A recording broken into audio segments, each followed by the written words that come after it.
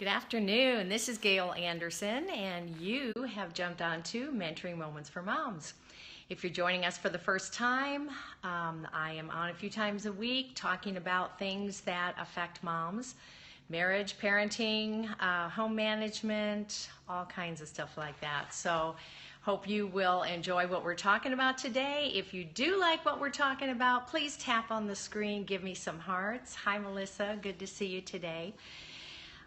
We are going to be talking about marriage. It's what I talked about last week, and we'll also be talking tomorrow with my husband on some different things. But there are lots of things I could say about being married for 38 years. So I narrowed it down to just a couple of things that I wanted to be able to share today. I do have a question though. How many years have you been married? I never thought we'd make it this long back in the early years, but here we are. So how long have you been married? Hopefully not as long as I. But I just like to point out just a couple of things. I mean, there's lots and lots of things that we both learned. Married 9 years, congratulations. That is absolutely fantastic. The first thing that I'll say, what an accomplishment, 5 years, excellent, great, congratulations. The first thing that I want to talk about, which was hard for me, was making my husband the priority over the kids and career. Now, of course, when we first got married, I was working, both of us were working, so there were no children. And when children came on the scene, that changed things for me because I like to focus on them.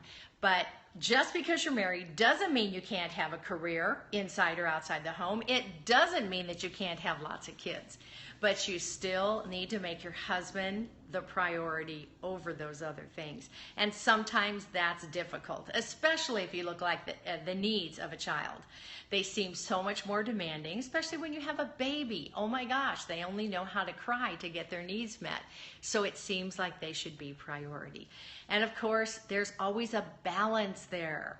You know, when push comes to shove, okay, what's going on? Maybe I need to take care of this and then spend some time with my husband. There's always urgent situations to act upon, and that is very true. But we still need to make our husbands more important than all those little things happening in life. And I cannot say that enough. I mentally assented to it. I felt like, man, I make him priority, but I didn't act it out in our daily life. Now, the way that you show your husband he's priority is going to differ from your husband to my husband. They all have different personalities. They have different needs and desires. So, of course, the big thing we want to do is find out what are the big deals to our husbands. Okay, is it meals? Certain meals that he likes, or having a scheduled meal time, or being completely flexible to where there's no set time for anything, or is it how we keep the house? Are there certain things that we can do during the day to make his life easier? And those are going to be the things that help show that he's the priority. How can we make life easier for him and his day easier? How about something as simple as complimenting him? You know, we may not be trained to do that. There's certain things we expect, so we don't think about saying thank you. Okay, if he's the breadwinner, do we ever stop and say thank you so much for going out there and working in the world so that I can stay home with the kids? We expect these things, so we forget to show appreciation.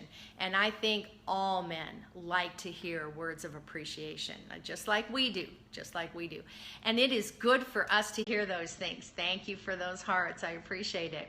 It's good for us to hear ourselves saying those things. It just gets our mind cued into the fact that, yes, I do appreciate this. It helps us remember. So, what are some of the hard areas that you've had in prioritizing your husband? Anything that you go through that is particularly difficult for you? Maybe at the point where he comes home from work. Is there something difficult getting the meal on the table, even though it's a big deal for him? What are those stress points that you have in prioritizing your husband? I know for me, one big thing was just having a weekly date night. Oh my gosh, I was so tired. So tired that I didn't even want to be able to go out. I didn't want to plan for the kids. I didn't want to have the house cleaned up for a sitter. I didn't want to find a sitter. But that was not showing my husband that I prioritize him. I'm sure you guys have heard me talk about that. just having everything ready so that you can go out, and then being a nice date to where you're talkative, you're happy, you're pleasant, you're not thinking about everything else that goes on back at home. So we all have areas that we struggle with in prioritizing our husbands. But I still want to emphasize that making him number one over your career, giving my husband some downtime when he gets home in the evening, absolutely. That's probably a big deal to him. That means the household has to kind of be in order, it has to be picked up, the kids have to be busy, and you have to give him that space. Have the kids out of the way so he has that space. Sometimes we've been home all day, we're just ready to unload our 30,000 words onto our husbands, amen? But giving him space, letting him just kind of diffuse from the day and relax and enter the father mode, the husband mode, rather than the boss mode, is something we can do to help him. So, any issues that you have in marriage or concerns, I would love it if you'd write me. My email is in the profile, and just send me an email. Let me know what you want to hear me talk more about. Okay, now we're going to go on to number 2. And of course, nobody ever had trouble with this. Trying to change your spouse. Maybe even imagining when you were dating or when you were engaged that yes, those things I can put up with now, but as soon as we get married, I'm making him change those things. This is not the way to go into a marriage. The only person we can change is ourselves. And I truly believe that we can affect a change in our spouse just by making changes in ourselves. Right, thanks. I know you appreciate that, and I'm thanking you for just giving me some hearts like that. We are not perfect. Our husbands are not perfect, and we cannot expect them to be. So there has to be that give and take, and we cannot expect just to change them. The first thing to do is to just work on yourself. Make yourself a better wife. Because the better a person and a spouse that you are, the more motivated your husband is going to be, without even realizing it probably, to making those changes that you probably wanted him to make anyway. So working on ourselves to make ourselves better will affect a change in the marriage. I know one of the hardest things for me was when we just been married about 2 years and I was teaching school, and my husband wanted me to quit teaching and have a baby at that point. Now, of course, I was just trying to change his mind on that, but that was a real issue for me. I wanted to keep teaching. I wasn't ready to have kids yet, and it was just an issue that I had to deal with myself. I had to just pray about and prioritize what he wanted, and submitting to that really made a huge change in our marriage, in our finances, everything.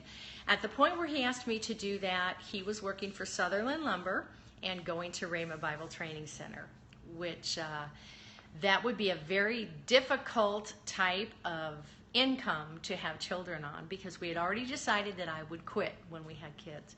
So it was a real faith thing for me to step out and believe, okay, what he is wanting, the way he's leading our family is the right way.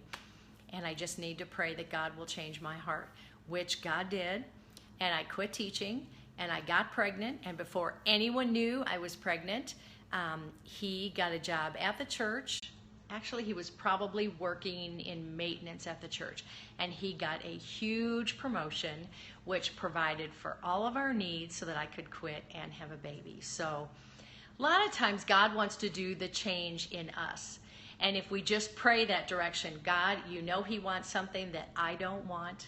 You know that I'm not in line with this. Either change his heart or change mine so that I feel better. So that's what will change things, is prayer and changing yourself in the first place. So think about something about your husband that has bugged you. How will talking to God about that issue help you? It'll help relieve the stress of going through that. Hopefully it'll help you realize that maybe in the whole scope of things, this is very small compared to everything else that you have in life to be appreciative for. You will just be more tolerant. God will change you just by the fact that you are praying over your husband. And I do want to recommend There are several prayer books out these days. You can use something like this to pray prayers over yourself, over your husband. Absolutely awesome. But even better is to come up with your own specific prayers about yourself, about your relationship, and that have to do with your husband, so that you can have that beauty and harmony in marriage and stay together rather than having issues that pull you apart. Like I said, there were a lot of times over our 38 years of marriage that I thought, oh my goodness, I don't know if we're going to make it. I don't know if this is going to work. But everything that we put into it, every issue that we experienced, every hard time that we worked through was all worth it. It's the same thing that you know about raising kids. There are difficult times, there are ups and downs. You have to get over those, get through them, figure out how to navigate them. And in the end, things work out very well, and you're always very blessed because of all the time that you put into raising your children. Same thing with marriage. You put that time into making changes, you put that time into your spouse, prioritizing him, praying over your relationship, and it will yield great results. So here we are, after our kids are all gone. We are like newlyweds. We are having more fun than ever, and that is the way it should be. You should have fun while the kids are home too, but to be able to say that at this point in marriage is a pretty good deal. So I would love for the same thing to happen in each one of your marriages, and if you have anything you want to ask me about, go ahead and write me. My email's in the profile. Do I have recommendations for a devotional book to do together? Oh, there are lots. I think the Rainies have some good ones, but there are so many out these days. And a time of devotions together is wonderful, whether that be in the morning or at night before bed. It just draws you closer. Anytime that you can study something together or pray together will really help your relationship and solidify that. So I would say just go either to a Christian bookstore or just Google husband-wife devotional books, and you will get a multitude of ideas. I can't even remember all the different ones we did. I know we did some by the Rainies, Dennis Raining, so those were good. Anyway, that's about it for today, and I'm hoping to have my husband on tomorrow. We are going to probably talk about when you have issues, you want your husband to make a change in a certain area, how you go about that. What is the best method to use? You are welcome, and we will hear from him specifically. How would you like your wife to come to you if there's something that's bothering her? So a very important thing to have in your supply of your relationships and how you deal with them. So if you are interested in any of our past scopes, please go to YouTube, go to Mentoring Moments for Moms, and you can see all the scopes we've done before. Just look through, see which ones you're interested in, and I hope that they'll be of help to you. So thank you so much for listening. Thanks for your comments and for contacting me by email. I appreciate all of you. Have an awesome day.